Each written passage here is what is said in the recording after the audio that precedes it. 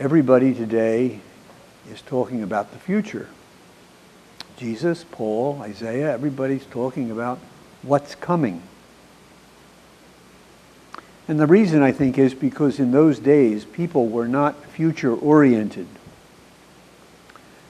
Most of them were consumed with just living, getting them food on the table, harvesting the crops. They didn't have that long view of the future. They just let that in God's hands. And so Jesus was reminding them that they have to be prepared for his return, which is obviously a future event. Perhaps if these writers and speakers in the scripture were addressing us directly, they would not be reminding us of the future, because we're future-oriented, aren't we?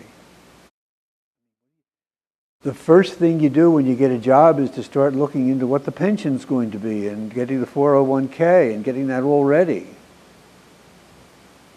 Good idea. As soon as the baby's born, you open up the account for his college education. Very smart. We're future-oriented. Perhaps we're not looking for the return of the Lord, which is a future event. And we could be doing that, should be doing that. But I think if Jesus were speaking to us directly today, and the prophet and Paul, they would tell us, concentrate on the present. We're good at the past, to a point.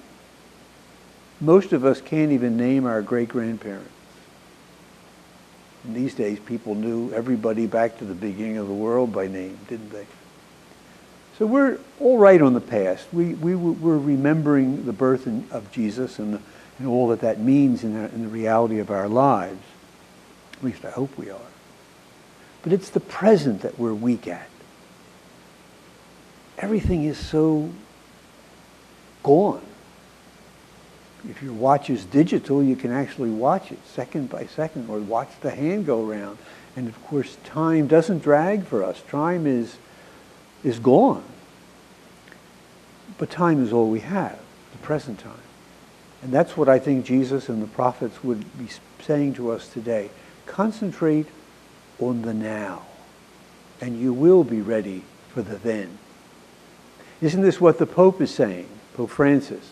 He's constantly talking about the mercy of God in the present, the ministry that we need to be aware of and exercising in the present moment for each other, but especially for the poor who are among us, whether they're physically or financially poor. It doesn't really matter.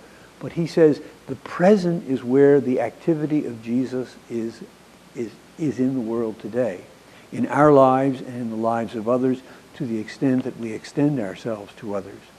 So as we enter the beginning of Advent, it's a good time to remember that even though this isn't a penitential season, it's sort of a joyful season of expectation. It's a time also of conversion, of turning towards God, which practically means turning towards each other. Because as Jesus said, as long as you do it to the least of these, you do it to me. So it's only in the face of the poor, in the face of the other, that we will find Christ in the present.